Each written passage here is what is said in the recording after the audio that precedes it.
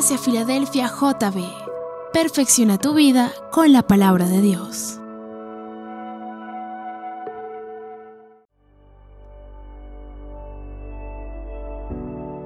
La tumba venció,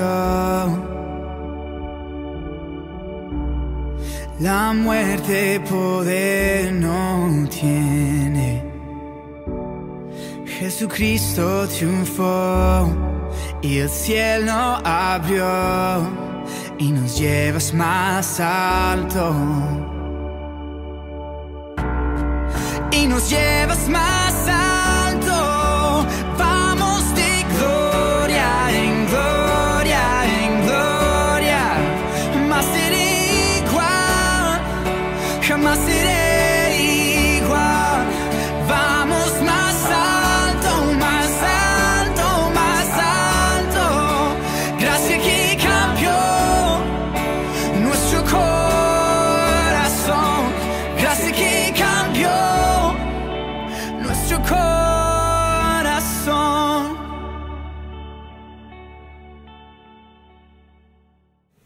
Abramos la Biblia, santos, en el libro de Proverbios, capítulo 16, versículo 32, que es el versículo con el que empezamos. Dice la palabra de Dios: mejor es el que tarda en airarse que el fuerte, y el que se enseñorea de su espíritu que el que toma una ciudad. Vamos a orar. Padre, te damos gracias en el nombre de Cristo por este seminario que tú nos estás permitiendo tener acerca del cristiano y la ira.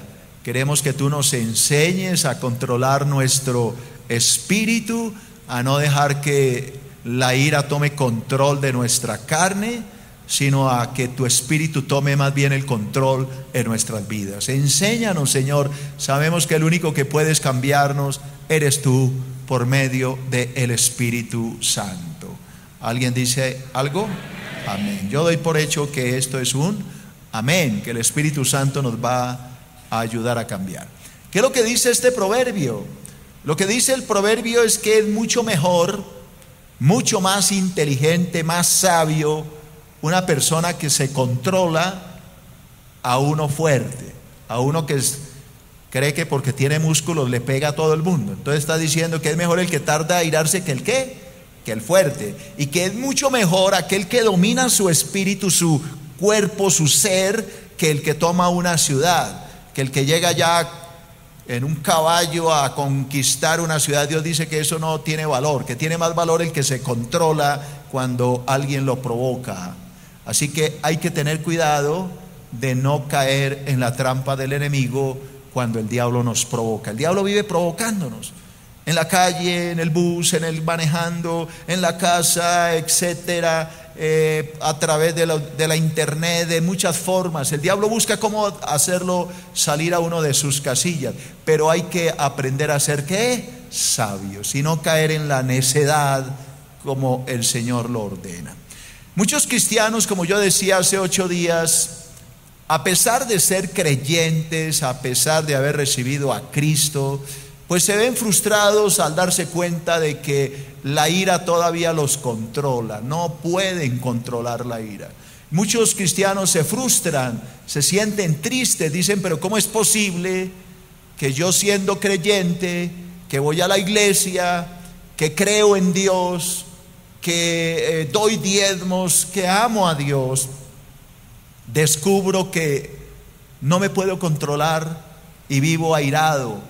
Y muchos se sienten tristes y piensan: posiblemente será que yo no soy cristiano, posiblemente será que me estoy engañando a mí mismo, yo no he nacido de nuevo. Y hay una frustración, y el diablo lo hace precisamente para robarnos la paz, para decirnos: usted de cristiano no tiene nada. Pero hay buenas noticias, santos, y es que hasta los grandes hombres de Dios se han airado. Pero la idea es aprender ¿a qué? A controlar la ira, no dejar que la ira nos controle a nosotros. Así que hace 8 días empezamos hablando de el primer punto, la ira y su definición. Definimos qué es ira. Dijimos que la ira viene de una palabra latina, es una palabra latina que se refiere o a una persona que se indigna y muestra furia ante la indignación por algo que le han hecho. Eso es ira. Ahí está el pensamiento. La ira es un término de origen latino que se refiere a la furia que siente una persona al indignarse, al enojarse por alguna razón. Después de esto empezamos a desglosar este primer punto. Dijimos que la ira, como primer punto, se convierte en pecado cuando no estamos dispuestas a sacarla ¿de qué? Del corazón. Eso lo aprendimos a través de Efesios 4, 26 y 27. Allá dice: airaos, pero no pequéis, que no se ponga el sol sobre nuestro enojo, que no durmamos enojados, sino que antes de dormirnos arreglemos las cosas. Así que, hermano cristiano, hermana cristiana, si tú te acostumbras a airarte y acostarte espalda con tu esposo, estás haciendo mal, porque la palabra dice que no se ponga el sol, es decir, que no anochezca cuando tú estás enojado, sino tienes que arreglar las cosas antes de dormir. Todos hemos cometido ese pecado, todos nos hemos acostado enojados, pero eso no quiere decir que esté bien. Quiere decir que estamos ¿qué? Fallando, que tenemos que corregirlo, que tenemos que aprender a cambiar esa conducta, no es buena. Como segundo dijimos que la ira impide que vivamos la vida recta que Dios desea para nosotros. Dios tiene algo trazado para nosotros, algo bueno. Dios no nos quiere airados. El que nos quiere airados es el diablo, pero Dios no ha planeado eso para nosotros. Eso lo aprendimos a través del libro de Santiago, capítulo 1, 19 y 20. Santiago dice: por esto, mis amados hermanos, todo hombre sea pronto ¿para qué? Para oír, tardo para hablar y tardo para airarse. ¿Por qué? Él dice: porque la ira del hombre no obra la justicia de Dios. Quiere decir que la ira impide que nosotros vivamos la vida que Dios quiere que vivamos. ¿Qué más dijimos? Como tercer punto dijimos que la mejor forma de acabar con la ira es dejar todo en las manos ¿de quién? De Dios. Cuando uno está airado quiere vengarse. Este me cae, me la hizo y me las paga. Pero la palabra de Dios nos dice que la ira hay que entregársela ¿a quién? A Dios, no vengarnos por nosotros mismos. Eso nos lo enseña Romanos capítulo 12, versículo 19. Dice la palabra: ya no os venguéis vosotros mismos, amados míos, sino dejad lugar ¿a quién? A la ira de Dios, porque escrito está, dice Dios: mía es la venganza. Vamos, repita: mía es ¿qué? La venganza, yo pagaré. ¿Quién dice eso? El Señor. Así que dile a tu hermano: no hay que vengarse, hay que dejar que Dios nos haga venganza, que Dios nos haga ¿qué? Justicia. Todo eso lo aprendimos. Como cuarto punto dijimos que Dios derrama su ira sobre el impío que no quiere arrepentirse de su pecado. Hay gente que le fascina hacerle daño a otros. Hay gente que es feliz haciendo maldades, dañándolo, injuriándolo, inventándole chismes, atacando a las personas. Pero la palabra me dice que Dios está airado con esa persona, y que si esa persona no se arrepiente, pues va a tener que pagarla, porque diga: Dios es nuestra venganza. Eso no me lo invento yo, eso está en la Biblia. El Salmo 7 lo enseña. Salmo 7:11 dice: Dios es juez justo. Dios está airado ¿contra quién? Contra el impío. ¿Y cuánto tiempo? Todos los días. Y escuche lo que sigue: si no se arrepiente, ¿qué hará Dios? Afilará su espada, armado tiene su arco, lo ha preparado. Asimismo ha preparado armas de muerte y ha labrado saetas que ardientes. Así que hay que tener mucho cuidado. Si tú tienes la costumbre de estar difamando, atacando a la gente, ten cuidado, porque te puedes meter en un problema serio con Dios. Si tú eres más bien al que te atacan, ten cuidado, porque no puedes buscar venganza. Deja el lugar ¿a quién? A Dios. Él se va a encargar de hacerte justicia. No hagas nada, no te defiendas. ¿Qué hizo Cristo cuando lo abofetearon? No oigo. Nada. ¿Qué hizo Jesús cuando lo escupían? Cuando le dieron puñetazos. Cuando lo coronaron con espinas. Cuando le clavaron puntillas en los pies y lo clavaron en la cruz. Pregunto, ¿hizo algo? No. Le dejó todo a Dios. Y eso es lo que nosotros tenemos que aprender. Hoy entro al quinto punto, así que ya resumí rápidamente para conectar en el tema. Quinto punto. Dios aprueba la ira humana solo cuando hay propósitos netamente espirituales. Esto es algo que muchos no han visto, porque hay gente que dice que no nos podemos airar, pero yo les voy a mostrar en la Biblia que sí es posible airarse y no pecar, cuando es una ira netamente ¿qué? Espiritual, guiada por el Espíritu Santo. Así que hay iras guiadas por el Espíritu Santo, sí. Vamos a estudiar ese tema hoy. Entonces repita, Dios aprueba la ira solo cuando hay propósitos netamente espirituales. Y lo voy a demostrar con 3 ejemplos. Primero, vamos a estudiar 3 ejemplos. La ira de David, el rey, contra el hombre rico. Vamos a ver a David airado y vamos a ver por qué Dios lo permitió. Segundo libro de Samuel, capítulo 12, versículo 1 al 7. Presta atención a la lectura, por favor. Jehová envió a Natán. Natán es un profeta. Repito, Jehová envió al profeta Natán a David, y viniendo a él le dijo: habían 2 hombres en una ciudad. El uno era rico y el otro era ¿qué? Pobre. El rico tenía numerosas ovejas y vacas, pero el pobre no tenía más que una sola corderita, que él había comprado y criado, y que había crecido con él y con sus hijos juntamente, comiendo de su bocado y bebiendo de su vaso, durmiendo en su seno, y la tenía como a una hija. Para ahí, por favor. Entonces, métete en la película.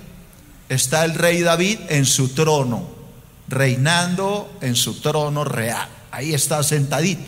De pronto suenan las trompetas que anunciaban la llegada de un visitante. Lo anuncian: el profeta Natán ha venido a hablar contigo, rey David. Háganlo entrar. Entra Natán, se inclina ante el rey, y luego que se incorpora le dice: rey, necesito hablarte. Habla. Es que sucede que un hombre muy muy rico, que tiene muchas ovejas, ganado, etcétera, y hay otro que es muy pobre, no tiene sino una sola corderita, un corderito, y él ama a esa ovejita, mejor dicho, como si fuera su propia hija. La cuida, la ama, porque no tenía más. Le llegó a este hombre rico una visita, y mire lo que pasa. Siga leyendo. Versículo 4. Vino uno del camino al hombre rico, y éste no quiso tomar de sus ovejas y de sus vacas para guisar para el caminante que había venido a él, sino que tomó la oveja de aquel hombre pobre y la preparó para aquel que había venido a él.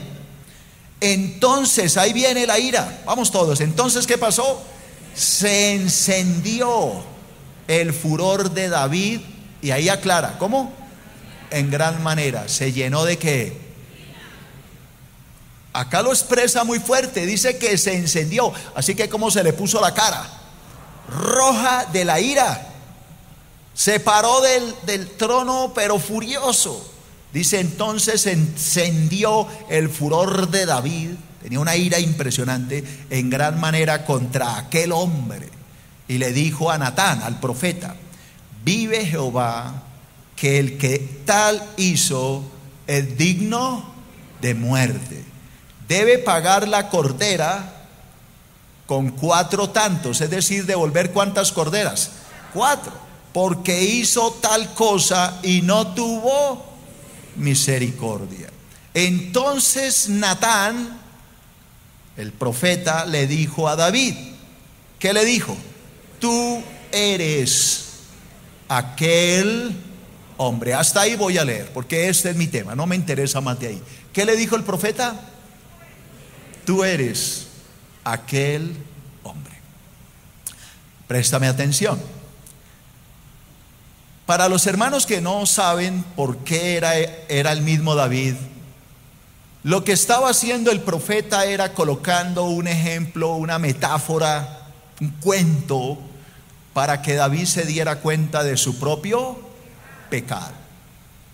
La corderita, pues obviamente David no había matado una corderita. David le había quitado la esposa a un soldado.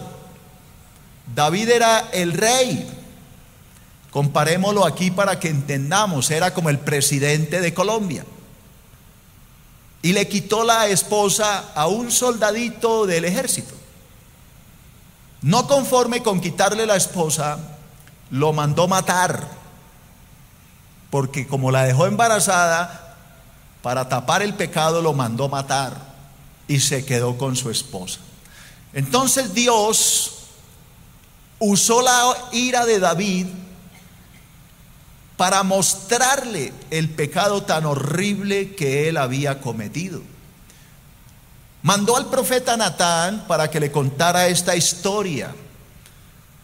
Y sin darse cuenta, David se condenó a sí mismo por su ira. Cuando él dice que se enfureció tanto y dijo: vive Jehová, que este hombre es digno de muerte. Sin darse cuenta, David se estaba sentenciando a la muerte por lo que había hecho. Entonces yo veo aquí que hay veces que Dios permite la ira con un propósito espiritual. El propósito que Dios tenía era mostrarle el pecado a David. Era decirle: tú eres ese hombre, tú eres un pecador. Y hay veces donde la ira Dios la permite con un propósito espiritual. David estaba ciego, David había embarazado, ¿cómo se llamaba la señora? Betsabé.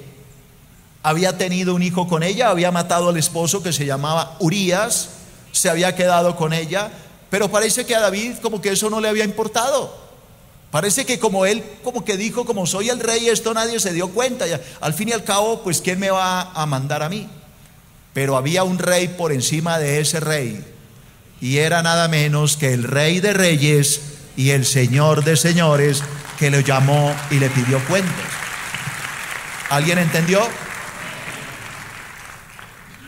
Así que a veces Dios permite esa ira para mostrar el pecado oculto.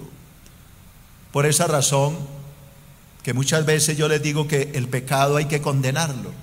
Cuando predico la palabra, condeno el pecado porque es bíblico, pero jamás utilizo nombres propios, porque lo que hay que condenar es al pecado, más no al pecador. Al pecador hay que llevarlo al arrepentimiento. Entonces el pecado no puede quedar tapado.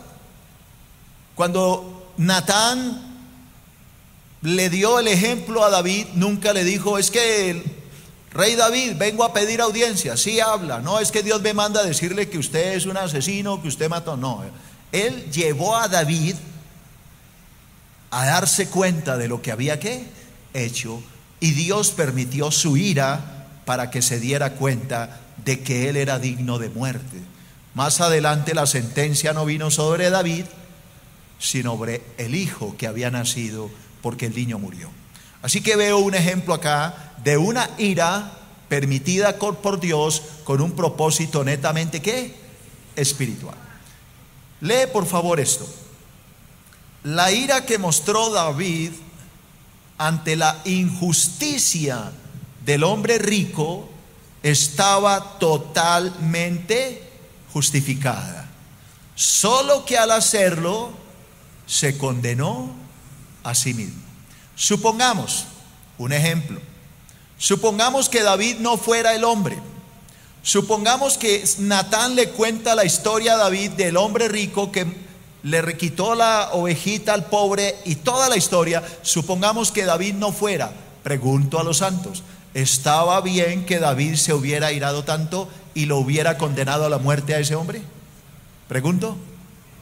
Claro que sí, hombre. Se lo estoy diciendo, que Dios permite la ira cuando es un tema netamente ¿qué? Espiritual. Obvio que era justo que este hombre fuera castigado. Lo que David no sabía era que el hombre era ¿quién? Él. Segundo punto. La ira del apóstol Pablo contra la hipocresía. La ira del apóstol Pablo contra la hipocresía. Libro de Gálatas, capítulo 2, versículo 11 al 14. El que habla aquí es el apóstol Pablo. Póngale mucha atención a la lectura para que vea la ira. Dice Pablo: pero cuando vino Pedro, el apóstol, pero cuando Pedro vino a Antioquía, no Antioquia, Medellín, no, Antioquía, eso es una región en Asia Menor.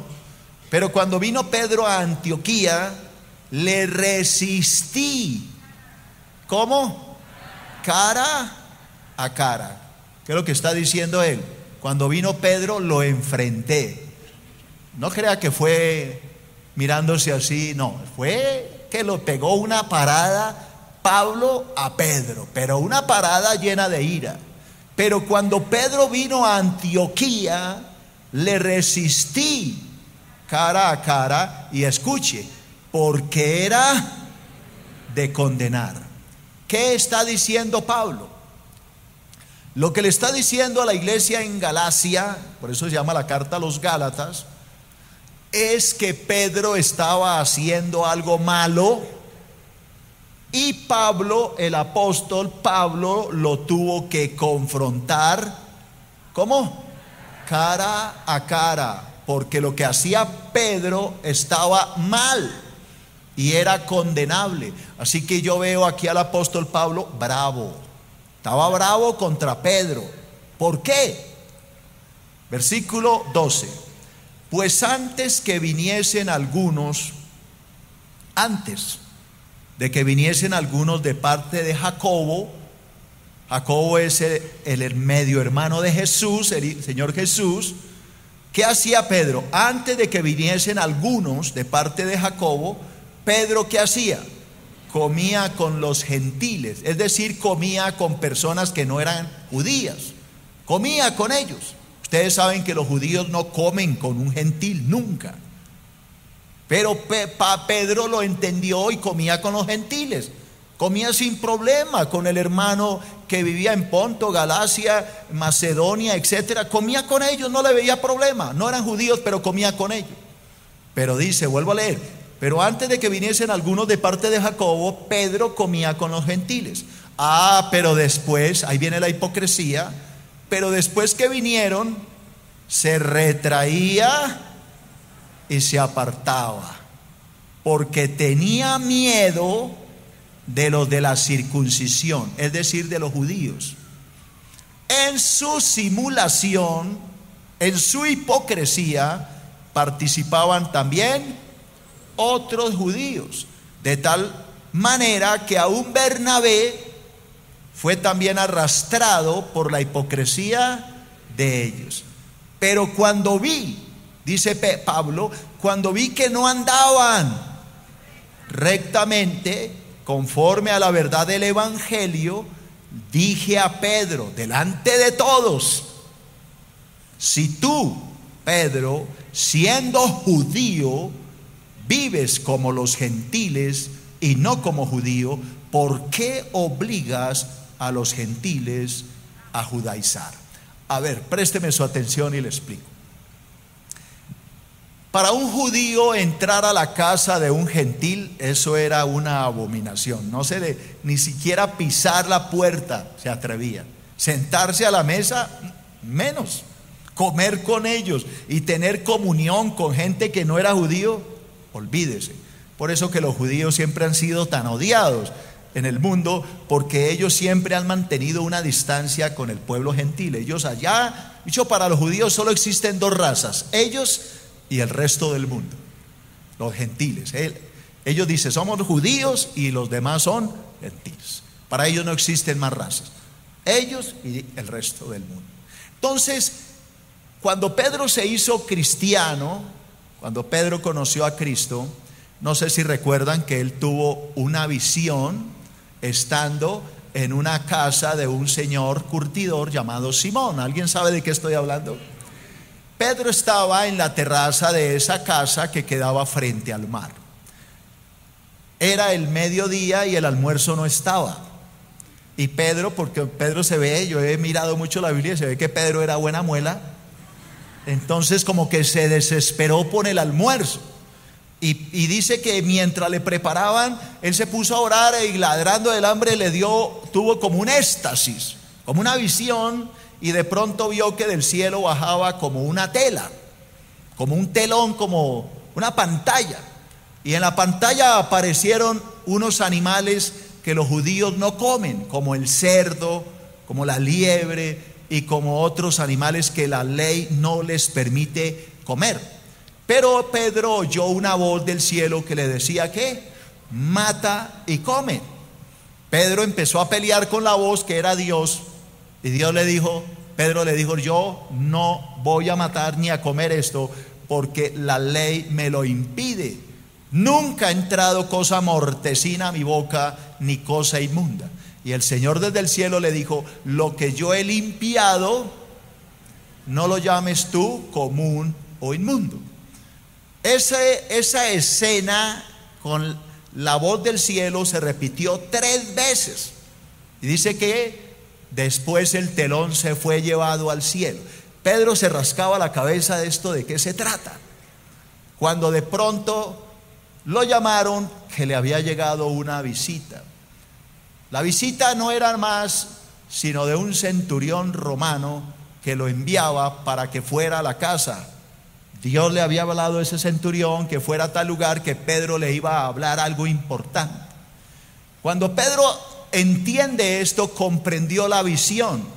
Dios lo que le estaba diciendo es que de ahora en adelante para Dios no habían judíos ni gentiles, sino que para Dios todo aquel que creyera en Cristo, sea judío, sea gentil, todos somos una familia, el cuerpo de Cristo, la iglesia. Ya no somos dos, sino una sola carne. Por eso es que la palabra dice que Dios derribó la pared intermedia de separación que había entre los dos pueblos, haciendo de los dos un solo pueblo y haciendo la paz. Ahora somos uno en Cristo, somos el cuerpo de Cristo. Pedro va allá, predica la palabra y se convierte toda esta familia gentil. Desde ese día Pedro empezó a comer con los gentiles. Entendía que Dios le decía que ya no los mirara como personas de segundo rango, sino que los viera como hermanos en Cristo. Entonces Pedro comía con ellos, no tenía problema. Servían el almuerzo, se sentaban a la mesa, compartía con ellos, compartía con gente que no era judía. Pero cuando empezaron a llegar algunos judíos estrictos de la ley judía que obligaban a los gentiles a que se circuncidaran, que tenían que guardar la ley, entonces Pedro se apartaba de los gentiles y se unía al grupito de los judíos. No sé si me entienden. Ya no se sentaba aquí en la mesa con los gentiles, sino solo con los judíos. Pero había alguien mirando. ¿Quién era? El apóstol Pablo. El apóstol Pablo siempre combatió a los judaizantes, a estos judíos que pretendían agregarle al cristianismo la ley judía. Que había un equipo de hombres judíos que iban de iglesia en iglesia diciéndoles: oiga, hermanos gentiles, supongan esta, ustedes creyeron en Cristo, bien, eso está bien, pero si ustedes quieren ir al cielo, se tienen que circuncidar, tienen que guardar toda la ley judía, los rituales judíos, las fiestas judías, tienen que hacerse judíos. Y eso es lo que está pasando hoy en muchas iglesias disque cristianas, que son más judías que cristianas. Y eso es un error, porque el que guarda la ley es el judío, no el creyente. El creyente ha sido rescatado precisamente por Cristo para vivir una vida de amor, de libertad, por medio del poder del Espíritu Santo. Esa es la obra que Cristo hizo en nosotros. Entonces, al ver Pedro lo que estaba pasando, al ver la hipocresía de Pedro, de que ya al llegar los judíos entonces se hacía con ellos y se apartaba de los gentiles, y que tras esa hipocresía habían llegado otros judíos, entre ellos Bernabé, que fue nada menos que la persona que acompañó a Pablo en su primer viaje misionero, pues Pedro se llenó de furia y dice que lo confrontó como cara a cara, que lo confrontó delante de ¿quién? De todos. Entonces pregunto a los santos, ¿esa ira de Pablo fue aprobada por Dios? Claro que sí, hermano, porque tenía un propósito netamente que espiritual. Pedro necesitaba un jalón de orejas porque lo que estaba haciendo estaba mal. Pedro debería hacer lo contrario. Llegaron los judíos a visitarlo y al contrario, siéntese con los gentiles y déles ejemplo de que ahora no hay judío ni gentil, sino que todos somos uno en Cristo, dice la palabra del Señor.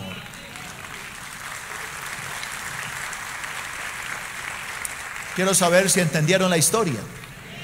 Así que aquí van dos casos donde hay una ira ¿qué? Justificada. Lea por favor esto. La hipocresía que tanto Pedro como Bernabé estaban practicando ante los judíos de la circuncisión llevó al apóstol Pablo a manifestar su ira totalmente justificada. Así que sí hay iras justificadas. Sí hay momentos donde Dios dice, está bien lo que estás haciendo, te apruebo tu ira. ¿Dios muestra la ira a veces? Pues claro, pero son iras totalmente ¿qué? Justificadas. Cuando Dios destruyó a Sodoma y Gomorra, ¿qué lo hizo muerto de la risa? No, estaba mostrando ¿qué? Su ira. ¿Era justificada? Pues claro que era justificada por tanto pecado. Tercer ejemplo, la ira del Señor Jesús contra los mercaderes. Tercer ejemplo, la ira del Señor Jesús contra los mercaderes. Evangelio de San Juan, capítulo 2, versículo 13 al 17. Juan 2, 13 al 17.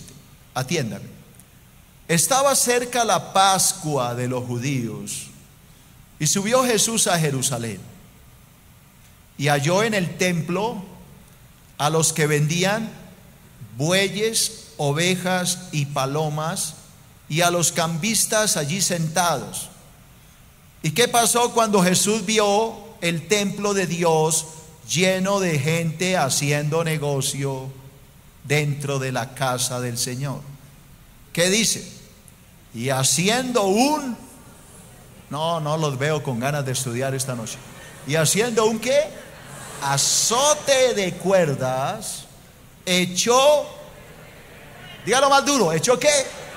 Fuera del templo a todos, y a las ovejas y a los bueyes, y esparció las monedas de los cambistas, y volcó las mesas, y dijo a los que vendían palomas, quitad de aquí esto, y no hagáis de la casa de mi padre casa de mercado. Entonces se acordaron sus discípulos de lo que está escrito: el celo de tu casa me consume. Hablemos un poquito de esto, la ira del Señor Jesús. Si ustedes leen esto en San Mateo o en San Marcos, Ellos usan otra frase: ustedes han convertido la casa de mi padre en una cueva de ladrones. Así que yo voy a unir los evangelios. El Señor Jesús está fuera de la ciudad de Jerusalén. Allá en Jerusalén está la ciudad repleta de gente. Se está celebrando el Pesach judío, la fiesta de la Pascua, la celebración de la salida del pueblo de Israel de Egipto a través del Mar Rojo. Están celebrando el Pesach. Pesach quiere decir en hebreo pasar de largo. Eso fue lo que hizo Dios esa noche, pasó de largo. Murieron los primogénitos egipcios, pero Dios guardó a los primogénitos judíos, porque habían tomado la sangre y habían pintado los dinteles de sus puertas. Ese no es mi tema, pero explico qué era la Pascua. Jesús entra a la ciudad, entra al templo, y cuando entra al templo parecía más una plaza de mercado que un templo. Había de todo. Se estaban vendiendo vacas, ovejas, se estaban vendiendo terneros. Todo se usaba en el sacrificio en el atrio. Se estaban cambiando monedas. Para poder ofrendar en el templo no se recibía sino moneda hebrea, entonces había que cambiarla. Lo que hoy hace uno con los dólares.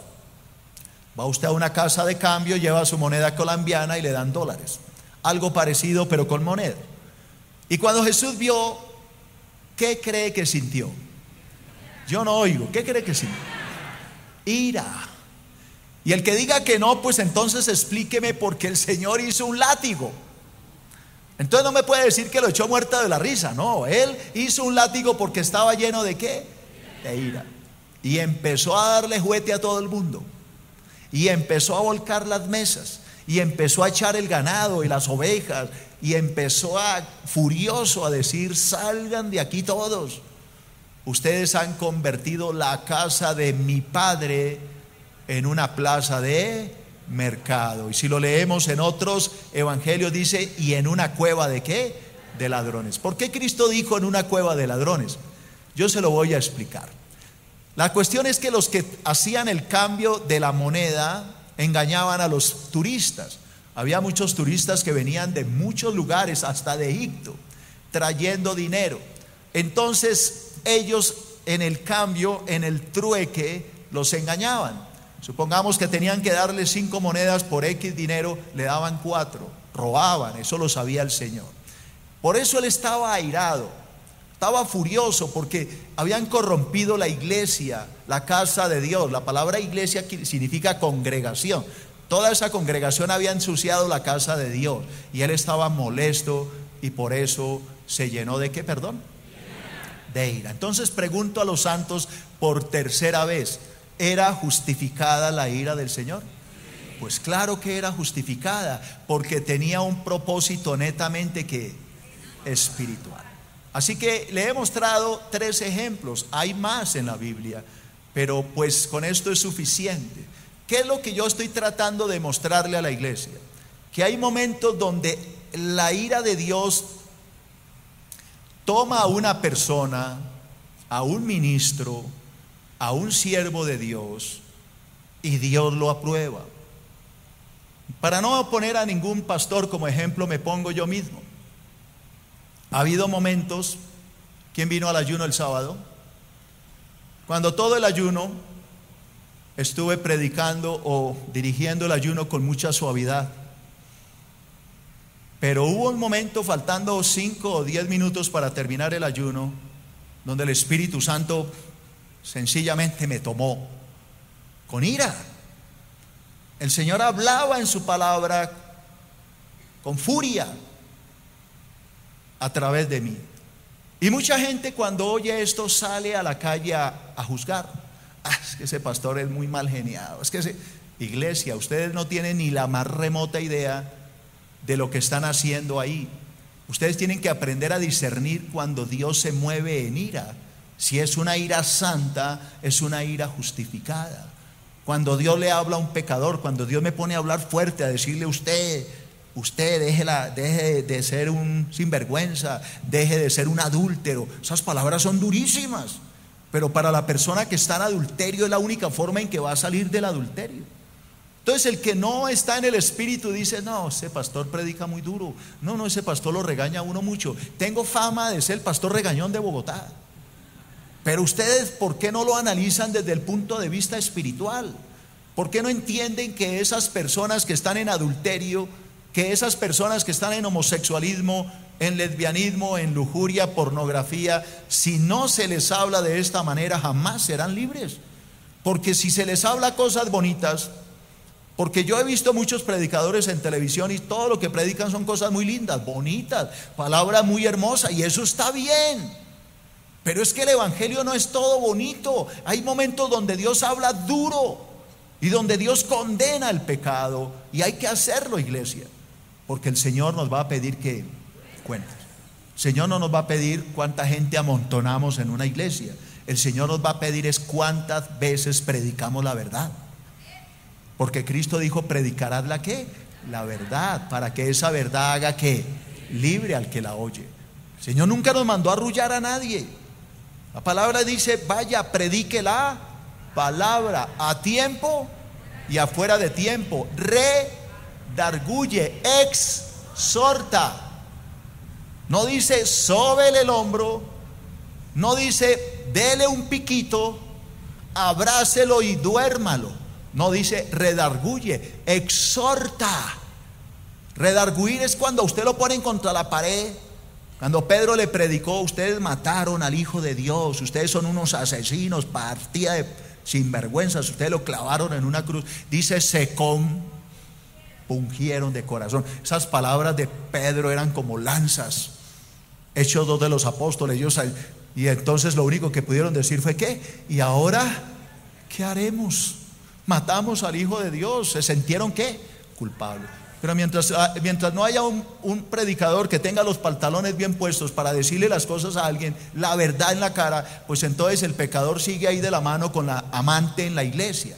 Está todavía con los dedos así agarrados. ¿Cómo es? Así, ¿sí? Feliz con la amante o escuchando a un predicador, porque eso no lo está moviendo, no le está mostrando su pecado, no lo está redarguyendo.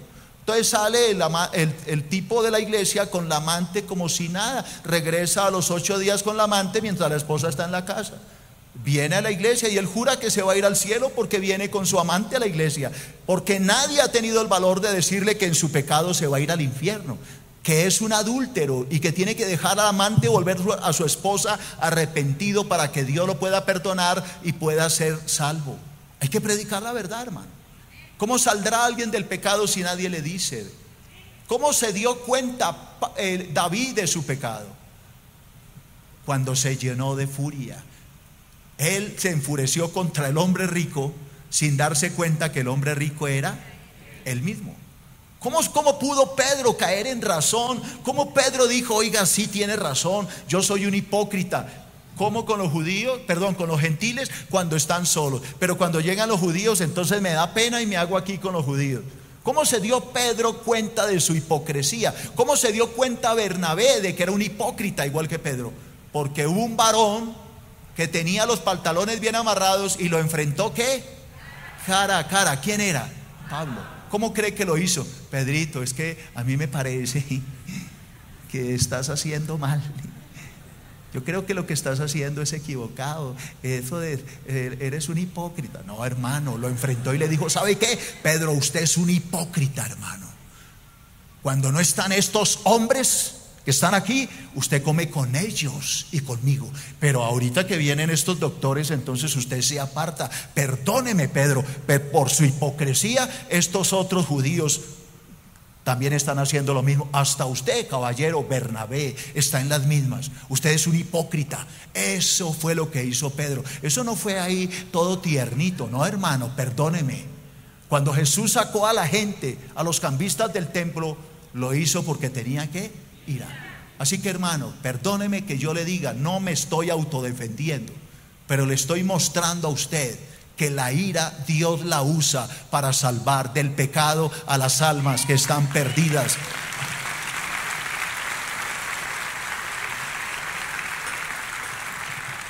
¿Alguna vez se han puesto a imaginar a Juan Bautista predicándole a Herodes? ¿Alguien ha leído alguna vez lo que Juan les decía a Herodes?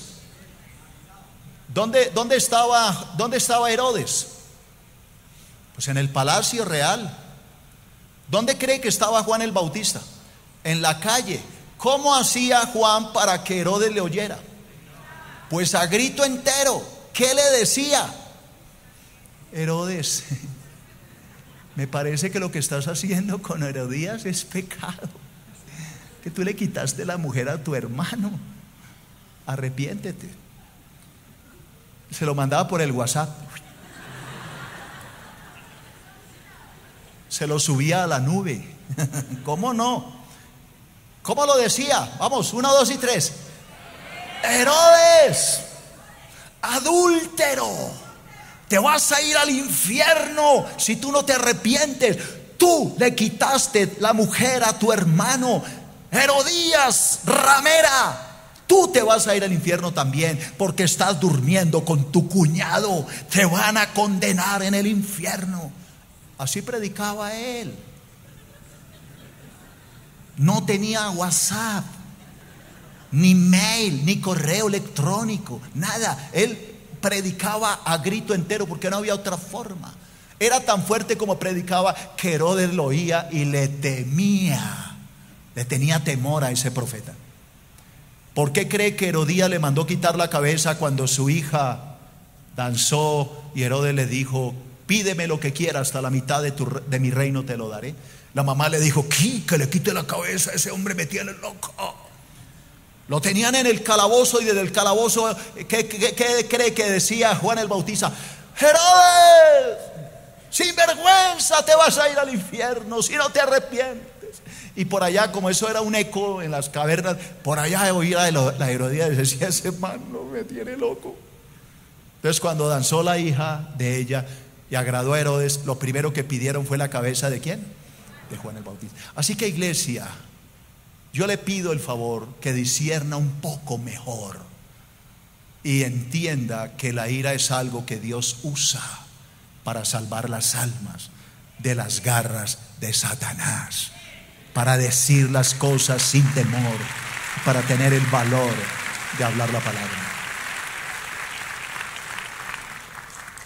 Lean por favor esto.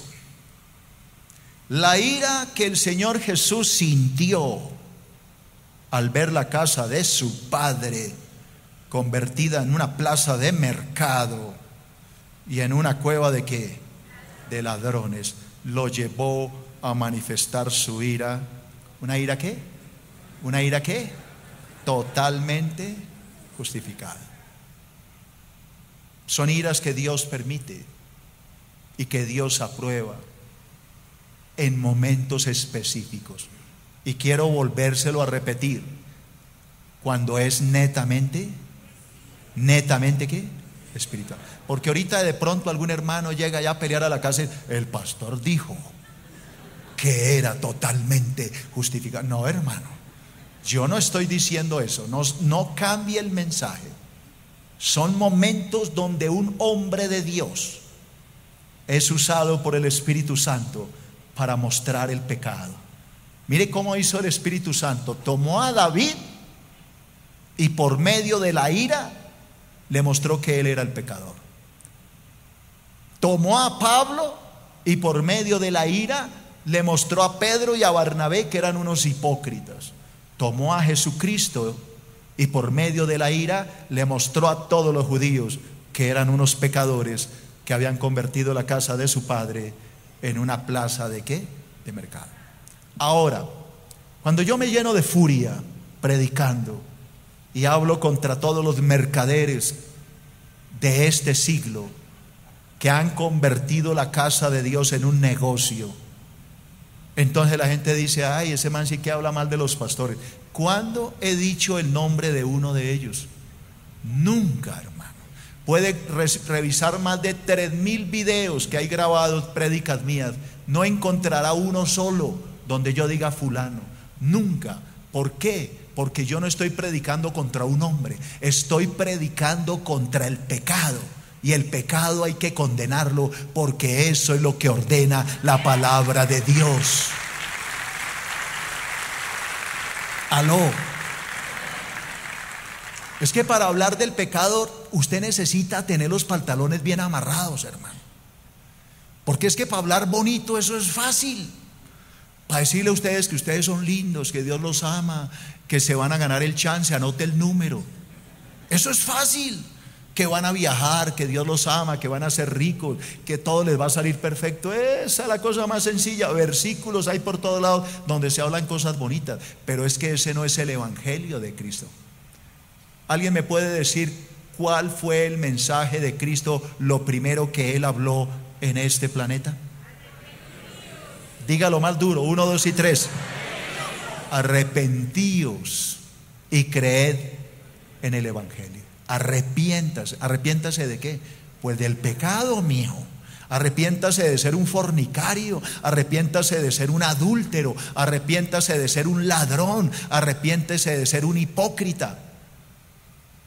¿Cuál fue el primer mensaje que el Señor Jesús le predicó a los religiosos de su época, los fariseos? Porque Jesús le predicó a los fariseos, eran los religiosos, el Sanedrín, la corte real espiritual de Israel, los hombres más duros, digamos el papado, los obispos, los arzobispos, los más duros. ¿Qué les dijo el Señor a ese clero tan grande, a esa gente tan importante espiritual? ¿Qué les dijo? Hipócritas, fariseos, sepulcros blanqueados por fuera, que a la verdad se muestran hermosos por fuera, pero por dentro están llenos ¿de qué? De huesos de muerto. Hipócritas que dicen que no se ha de hacer, pero hacen, que hacen todo lo contrario de lo que predican. Estos son los sermones de Jesús.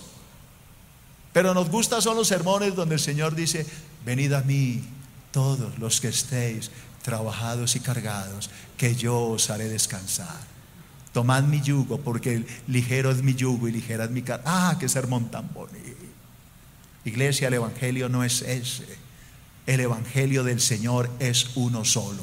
Arrepentíos, volved la mirada a Dios, acercaos a Cristo para que Él les pueda dar la vida eterna. Dele un aplauso al Señor. Recuerda que puedes seguirnos en las redes sociales a través de Facebook, Twitter y en nuestro canal de YouTube. Búscanos como Iglesia Filadelfia JB.